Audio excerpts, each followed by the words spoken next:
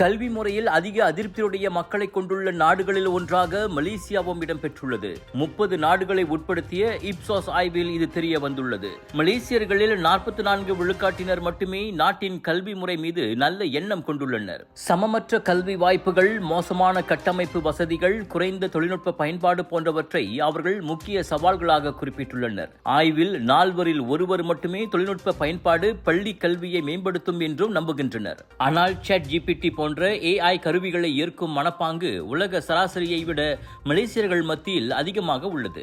அதே சமயம் 14 வயதுக்கு கீழ்ப்பட்டவர்களுக்கு சமூக ஊடகங்களை தடை செய்ய வேண்டும் என 70 விழுக்காட்டினர் ஆதரித்துள்ளனர். மிக முக்கியமான பிரச்சனையாக இளைஞர்களின் மனநலம் 37 விழுக்காடு சுட்டிக்காட்டப்பட்டுள்ளது. இது உலக சராசரியை விட மிக அதிகமாகும். இந்த நிலையில் சமத்துவமான வாய்ப்புகள், நவீன கட்டமைப்பு வசதிகள் மற்றும் பாதுகாப்பான டிஜிட்டல் சூழலுக்குத்தான் உண்மையான முன்னுரிமை வழங்கப்பட வேண்டும். மாறாக ஆரம்ப பள்ளி சேர்க்கை வயதை குறைப்பது அல்ல என இப்சாஸ் ஆய்வு நிறுவனத்தின் மலேசிய நிர்வாக இயக்குனர் அருண் மேனன் கூறினார்.